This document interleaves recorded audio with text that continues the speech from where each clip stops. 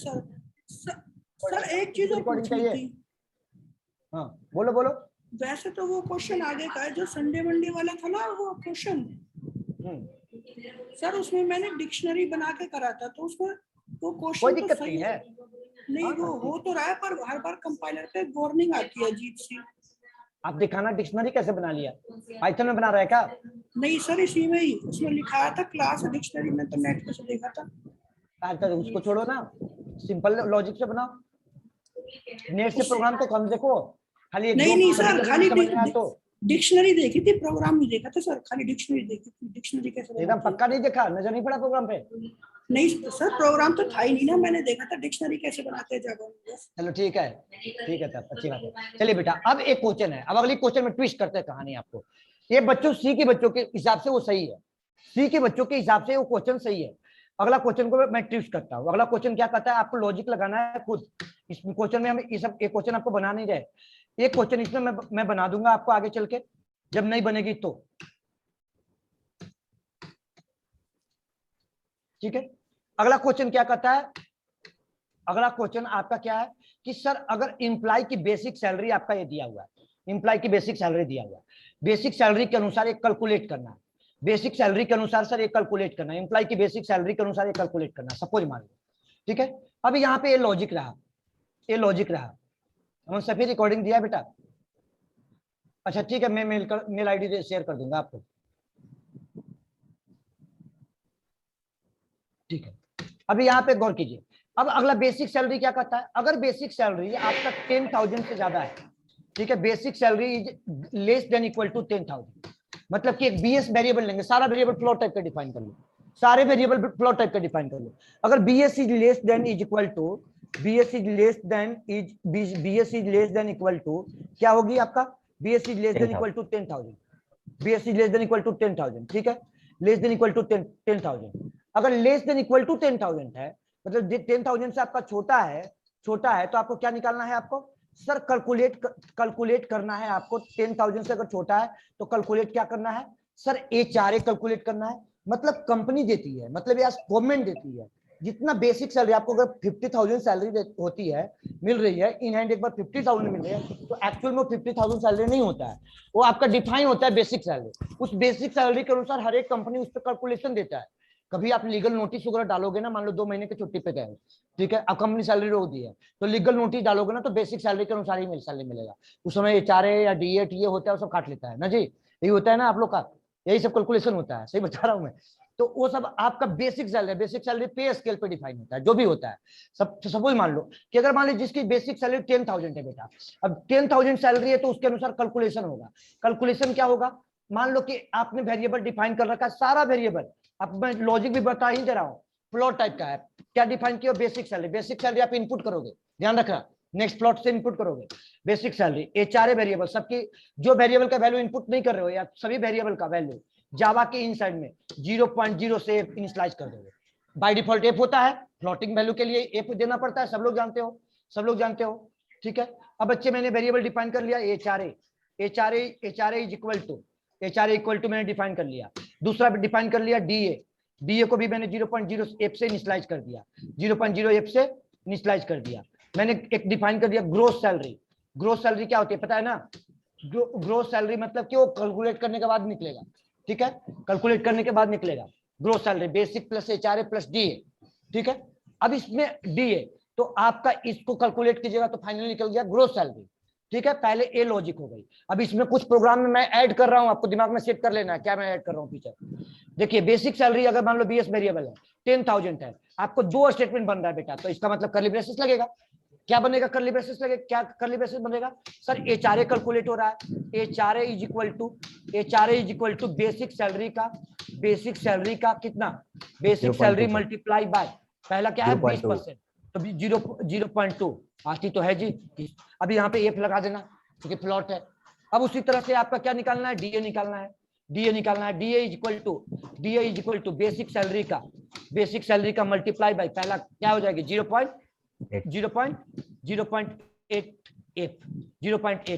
Litre में लगाना पड़ता है। चलिए बेटा ये लॉजिक हो गया। अगला लॉजिक क्या हो गया, यहां से लेकर के यहां तक कॉपी किया। अगला लॉजिक क्या कहता है, अगला लॉजिक आपको कहता है कि सर अगर बेसिक सैलरी अगर सर बेसिक सैलरी 10,000 से एबव है, अगर बेसिक सैलरी 10,000 से एबव है, अगर एलसीप लगाया बेटा, एलसीप तो समझ रहे हो, मतलब कि या तो 10,000 होगा या 10,000 से एबव होगा, मतलब 10,000 से एबव है, greater than 10,000 and basic is less than equal to, basic is less than equal to कितना, basic is less than equal to 20,000, basic is less than equal to 20,000, मतलब कि अगर 10,000 से एबव है अब 20,000 से कम है तो आपको क्या होगा 2.5 और 0.9 आई समझ में। अगर इसके बाद अगला कॉन्सेप्ट कहती है कि अगर सर आपका एबव 20,000 होगा, मतलब कि जो भी सर एबव उसके 20,000 के होगा, जो भी एबव 20,000 का होगा, मतलब सीधा एबव लिखो यहाँ पे क्या 20,000, ग्रेटर देन 20,000 कितना हो गया, तो सर 0.25 तो ऊपर हो गया ना, 0.3 और 9.5 0.95 से कैलकुलेट हो गया बेटा, 9 से कैलकुलेट। अब फाइनली जब आ जाएगा लास्ट में, तो अब लास्ट में मान लीजिए ए चल गया या तो ए चलेगा या तो ए चलेगा, ए स्पार्ट नहीं बना, छोड़ दीजिए, ए स्पार्ट नहीं बना, तब क्या बनेगा आपका, कोई जरूरी नहीं कि ए स्पार्ट बने।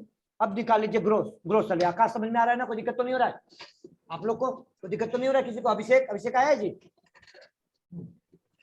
ग्रोस सैलरी, अब ग्रोस सैलरी निकाला, ग्रोस सैलरी क्या होगी बेटा, ग्रोस सैलरी होगा आपका sir BS plus HRA plus DA, ये निकल गया क्या आपको ग्रोस सैलरी। प्रिंट करवा लीजिए सिस्टम डॉट आउट प्रिंट है, ठीक है, सिस्टम डॉट आउट प्रिंट में सबको प्रिंट करवा लीजिए, बीएस को भी प्रिंट करा लीजिए, एचआरए को भी प्रिंट करा लीजिए, ठीक है, कि क्या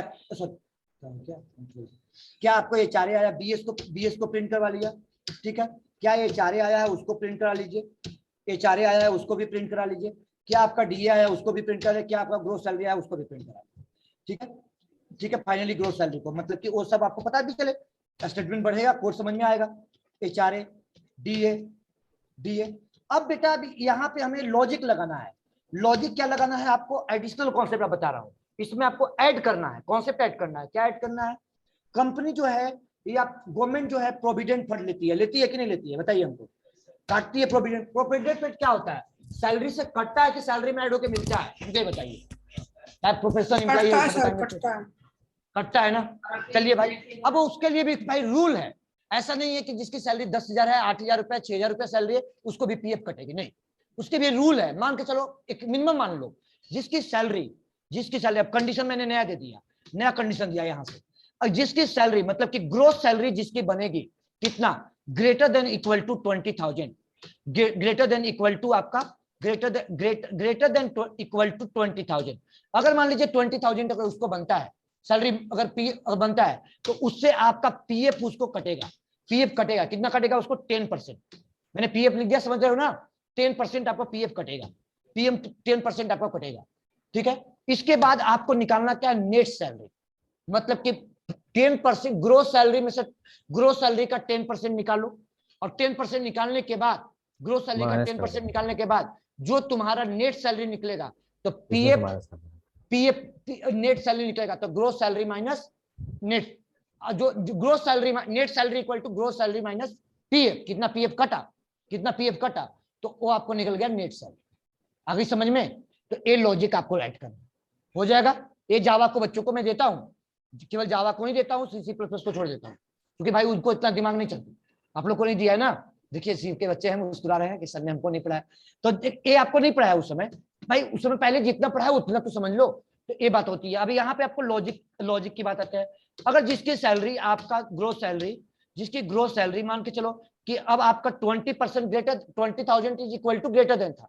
तब उसको कटा 10%, अब 20,000 is equal to greater than था, मतलब कि 20,000 के ग्रेटर देन, अगर मान लीजिए कि 20,000 से बड़ा, ठीक है, 20,000 से बड़ा हो गया, ठीक है, 20,000 से बड़ा हो गया, 20 से बड़ा, और 20 is greater than equal to, ठीक है, तो ये चला गया 20 से एबव, यानी 20 से बड़ा, अगर एंड क्या हो गया, gross salary is less than is equal to 30,000, मतलब 20 से बड़ा में तो यहां भी जाएगा ना, यहाँ पे लेस देन कर, अगर 20,000 लेस देन इक्वल टू, अगर 20,000 एग्जैक्ट बना है, ठीक है, 20,000 के बराबर में सैलरी बन रही है तब तो 10% कटेगा, और नहीं होगा तो नहीं कटेगा। अब 20 से बड़ा होगा और 30 से छोटा होगा, मान के चलो 30 से छोटा होगा, तो 30 से आपका छोटा होगा, 20 से बड़ा होगा और 30,000 से आपका छोटा होगा, ठीक है, 20 से बड़ा हो गया, 30,000 से छोटा हो गया, तब उसको पीएफ कितना कट गया बेटा, तब उसको कट गया, मान के चलो कि 14% कट गया, ठीक है, 14% कट गया, इस तरह से लॉजिक लगा। अब 30 से बड़ा हो गया, अब तब उसको फिर इसके बाद निकालना होगा आपको क्या, नेट सैलरी, ग्रोस 14% निकाल लो, फिर उसमें से ग्रोस सैलरी में से पीएफ घटा लो, और फिर इसके बाद क्या निकल जाएगा, नेट सैलरी। हो रही, समझ में आ जाएगी, हो जाएगी।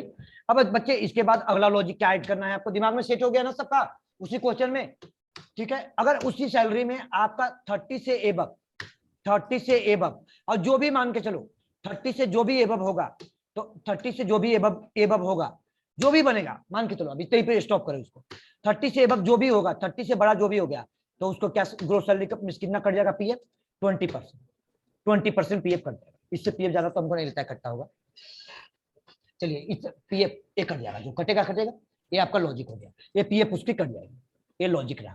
चलिए बच्चे, किसी को दिक्कत है, हो जाएगा। चलिए अब मैं नेक्स्ट क्वेश्चन का लॉजिक देता हूं, 2 क्वेश्चन का लॉजिक दे दिया, कुछ क्वेश्चन का फीचर ऐड किया, बनाइएगा। नेक्स्ट क्वेश्चन का लॉजिक क्या है कि सर आपको बिजली बिल कैलकुलेट करना है, बिजली बिल कैलकुलेट करना है, लॉजिक दे रहा हूं, ठीक है, लॉजिक ही दे रहा हूं, नहीं बनेगी तो मैं ये प्रोग्राम बना दूंगा नेक्स्ट क्लास में, नहीं बनेगी तो बना दूंगा, मेरे ख्याल से बन जाएगा। बिजली बिल अगर आपको कैलकुलेट करना है, बिजली बिल बेटा कैलकुलेट करना है, तो बिजली बिल कैलकुलेट करने के लिए लॉजिक क्या होती है, मान लीजिए कि सर एक बार ये दिखा दो सर प्रोग्राम दोबारा से सर, कौन सा दिखा दो, कौन सा सर ये ऊपर वाला सैलरी वाला सर, पीएफ वाला स्क्रीनशॉट लेना ऊपर कराया था ना इसका, हाँ सर, हाँ सर ले लो स्क्रीनशॉट, ले लिया, हाँ सर। चलिए आगे जो क्लास अब्सेंट कर रहे हैं बच्चे, बार बार बोल रहा हूँ, आगे उप्स में प्रॉब्लम होगी। मेगा क्लास लेट से ज्वाइन किए हैं आप, 10 मिनट ना रिकॉर्डिंग दिया है, चलिए क्लास में भी रेगुलर रहिए, फिर उप्स में प्रॉब्लम होगी, 2-3 क्लास करोगे और छोड़ दोगे, हम 100% ये प्रॉब्लम होगी, प्रैक्टिस और क्लास दोनों कंटिन्यूटी रहेगी, पढ़ने में भी मजा आएगा, कहीं भी पढ़िए, दुनिया के हर कोना में पढ़िए, रेगुलर ही पढ़िएगा तभी कहीं पढ़ पाइएगा, नहीं रेगुलर रहिएगा नहीं पढ़ पाइएगा। चलिए यहाँ पे टॉपिक में आगे बढ़ते हैं, चलिए रिकॉर्डिंग दिया है, चलिए ठीक है, कोई दिक्कत नहीं, अभी तो बेसिक ही चल रही है।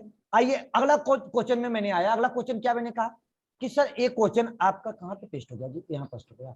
चलिए बच्चे अब मैं बताता हूँ, इसकी भी लॉजिक ही दे रहा हूँ, ठीक है, इसकी भी मैं लॉजिक ही दे रहा हूँ, 10 मिनट में लॉजिक दे रहा हूँ। देखिए बेटा, बिजली बिल निकालने के लिए सबसे पहले तो आपको बिजली बिल के लिए आपको लॉजिक सोचना होगा कि हम बिल पेड करते हैं तो कैसे पेड करते हैं। तो बिल पेड करने के लिए सबसे पहला चीज तो थीम ये देखते हैं, पहला थीम तो बेटा ये देखते हैं कि हमारा लास्ट मंथ में कहां तक मैंने पेड किया था, मतलब कि प्रीवियस यूनिट कहां तक मेरा पेड है, प्रीवियस यूनिट कहां तक पेड है। अब इस मंथ में मेरा कहां से तक क्या मेरा यूनिट करेंट यूनिट बता रही है, ठीक है। यानी कहने का मतलब है बेटा कि अगर वेरिएबल्स डिफाइन करोगे, आपका वेरिएबल्स डिफाइन करोगे तो एक प्लॉट टाइप का सारे वेरिएबल प्लॉट ले लो, ठीक है। एक वेरिएबल डिफाइन कर लिया current unit, current underscore unit, current underscore unit, current underscore unit. अब मान के चलो कि इसका वेरिएबल का वैल्यू इनिशियलाइज कर लिया 0.08 से, ठीक है। सपोज मान लो आप इस करेंट यूनिट आपको कीबोर्ड से इनपुट लेना है, ध्यान रखिएगा, करेंट यूनिट आपको इनपुट लेना है कैसे, तो आपको नेक्स्ट प्लॉट लगाना है मेथड, अब इसको इनपुट लेना है, इसको आपको इनपुट लेना है, करेंट यूनिट को आपको इनपुट लेना होगा। फिर इसके बाद आपको एक वेरिएबल डिफाइन कर लिया previous unit, previous underscore unit, previous unit आपको इनिशियलाइज कर लिया बेटा, प्रोग्राम का लॉजिक में लिख रहा हूं, प्रीवियस यूनिट आपको इसको भी इनिशियलाइज कर दिया 0.08 से, ठीक है, आ रही समझ में, 0.08 से इनिशियलाइज कर दिया। अब बेटा इसके बाद आपको क्या निकलेगा, मतलब कि मान के चलिए कि हमने लास्ट मंथ में पेड किया था 500, मतलब कि 500, इस मंथ में हमको मान के चलिए कम से कम कुछ ना हो एटलीस्ट 501 तो होना चाहिए ना, तब तो पता चले कि 1 यूनिट उठा है इस मंथ में, ठीक है। एटलीस्ट मान लो मकान बनती पूरा, लेकिन अगर इस मंथ में अगर बिल पेड करना है तो कितना होना चाहिए, 501 होना चाहिए, तब तो हम कहेंगे कि 1 यूनिट का हमको बिल पेड करना है। और बच्चे आ रही समझ में, मतलब कि current is greater then previous होना चाहिए, current is greater then previous होना चाहिए। तब क्या निकल जाएगी आपका कंज्यूम यूनिट, कब निकल जाएगी आपको कंज्यूम यूनिट, कंज्यूम यूनिट यानी वेरिएबल क्या लिखिएगा consumed underscore unit, consumed underscore unit एक वेरिएबल, इसका भी वैल्यू निकाल लिया 0.08, ठीक है इनिशियलाइज कर दिया। अब बेटा कंज्यूम यूनिट निकालने के लिए, कंज्यूम यूनिट निकालने के लिए क्या होना चाहिए, मान लीजिए कि प्रीवियस करंट यूनिट इनपुट की है, प्रीवियस यूनिट इनपुट की है, प्रीवियस यूनिट इनपुट की है, प्रीवियस यूनिट में इनपुट किए। अब इसके बाद आपको कंज्यूम यूनिट निकालना है, कंज्यूम यूनिट आपको निकालना है, ठीक है कंज्यूम यूनिट निकालना है। तो कंज्यूम यूनिट निकालने के लिए आपको एक लॉजिक, पहले तो भी लॉजिक उसका लॉजिक, ऊपर वाला का कोई लॉजिक क्यों नहीं रहा, पहले जो प्रोग्राम है आप सोच रहे हो, जो आपकी रिक्वायरमेंट है, आपसे बोल रहे हैं बताओ वहां से क्या है वो, समझ गया तो चलो। करंट यूनिट आपको कंज्यूम यूनिट निकालना है तो लॉजिक को समझिए, लॉजिक क्या कहती है कंज्यूम यूनिट निकालने के लिए सर, इफ लॉजिक को समझिए, मैं लॉजिक बता रहा हूं आप लोग को, लॉजिक बता रहा हूं, अगर लॉजिक बिल्ड करने आ गया, लॉजिक समझने आ गया, फिर प्रोग्राम बनने लगेगी, प्रॉब्लम ही नहीं आएगी, नेट पे देखने की जरूरत नहीं पड़ेगी। अब यहाँ पे क्या बताया कि सर अगर करंट यूनिट अगर आपका ग्रेटर देन क्या होगा, greater than not equal to, greater previous unit होगा, नॉट प्रीवियस यूनिट होगा, प्रीवियस यूनिट होगा, तब तो आपको क्या निकलेगा कंज्यूम यूनिट निकलेगा। कंज्यूम यूनिट इक्वल टू क्या हो गया बेटा, consume unit equal to current unit minus previous unit, जहां तक आप लास्ट वाला पेड किए हुए थे। अगर मान लीजिए कि आपका करंट यूनिट बता रहा है 500, ठीक है, और लास्ट 550 तक आपका पेड किया हुआ है, इसका मतलब या तो मीटर में फॉल्ट है या बिजली बिल प्लस आ रही है, कहीं ना कहीं तो यूनिट पे फेल है ना। तो आप इसका मतलब कि एक एल्स पार्ट में मैसेज दे दीजिए, क्या मैसेज दे दीजिए, printf system dot out println लिखा, एल्स पार्ट में मैसेज दे दिया,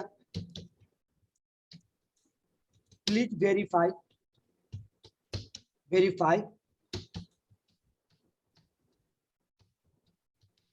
unit and metre.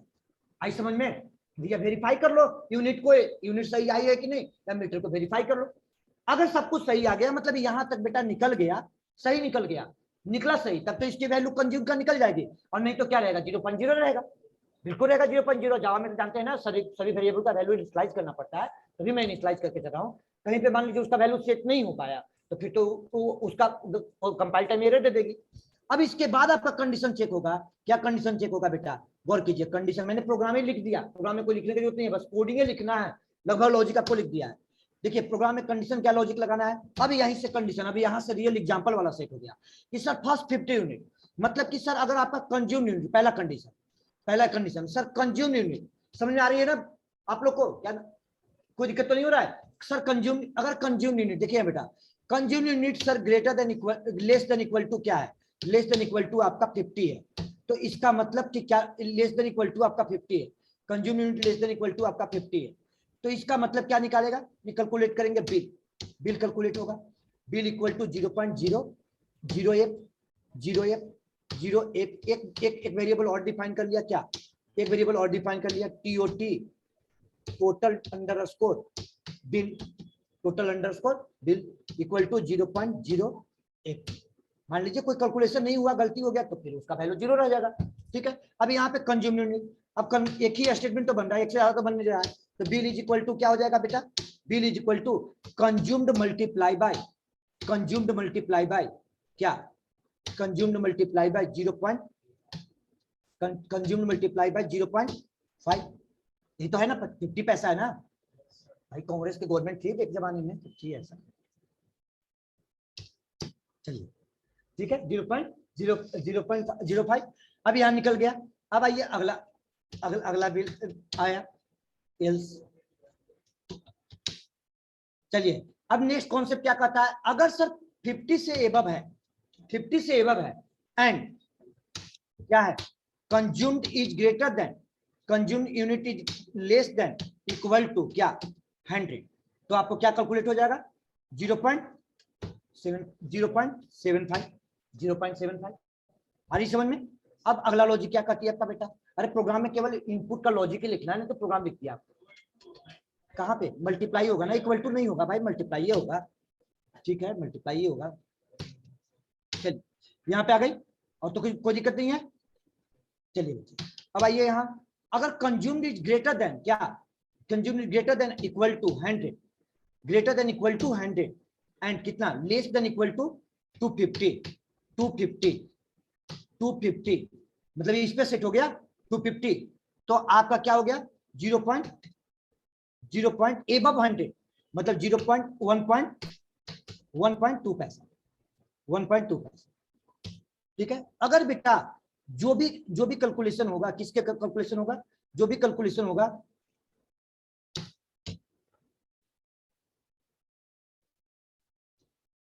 Greater than 250, जो भी उससे बड़ा होगा क्या लग जाएगा 50 पैसा।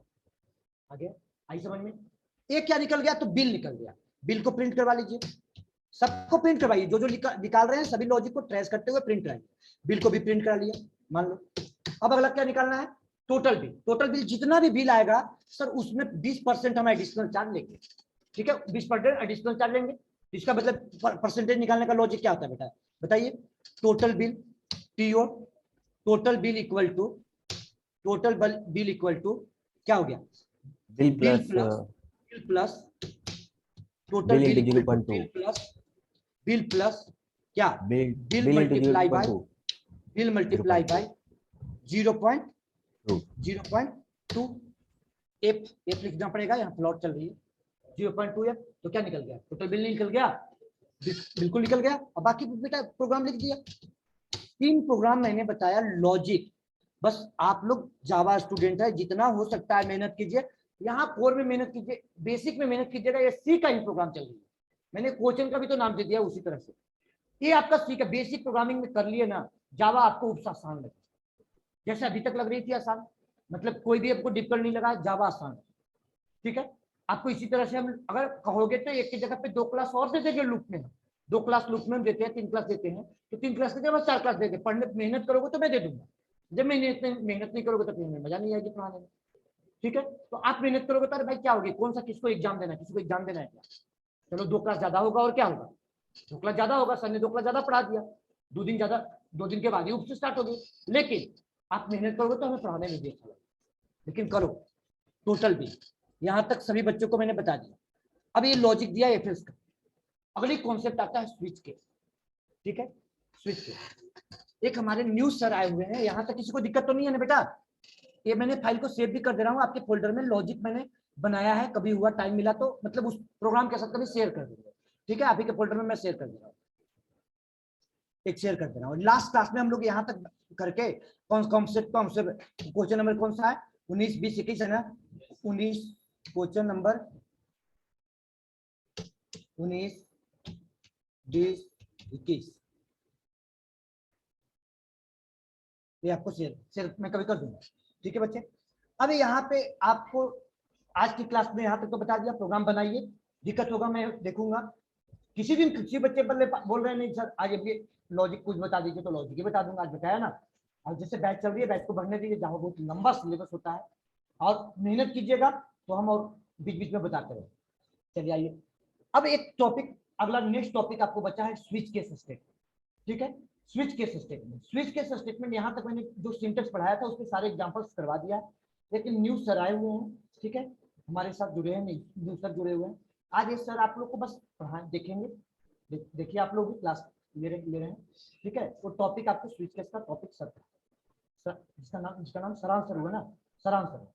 ठीक है, ये सरांश सर आपको ले रहे हैं, मैं भी साथ में ही बगल में ही बैठा हूँ। ऑनलाइन बच्चे कोई भी दिक्कत होगी मैं साथ में ही हूँ, आप लोग बरीड होने की जरूरत नहीं है, मैं ही बैच मैं ही लूंगा आप लोग का। ऐसा नहीं कि बरीड होना है, होती है कि सर अब बैच ट्रांसफर हो जाएगी क्या, मैं ऐसा नहीं होगा।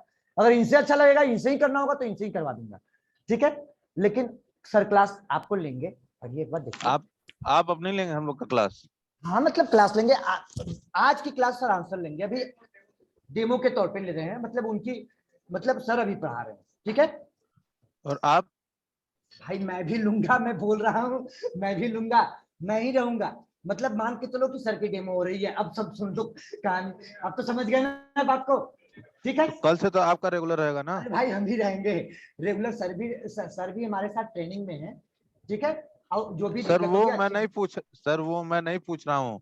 अब मेरी हाँ। बात को 1 मिनट सुनिए कि ठीक है, आज ये सर डेमो देंगे, उसके बाद तो कल से आपका रेगुलर रहेगा ना। हाँ मेरा ही रेगुलर रहेगा, सब दिन मैं ही कांटेक्ट में रहूंगा आपके, मैंने बोला तो मैं ही कांटेक्ट नहीं में सर, रहूंगा। हमें तो आपसे पढ़ना है।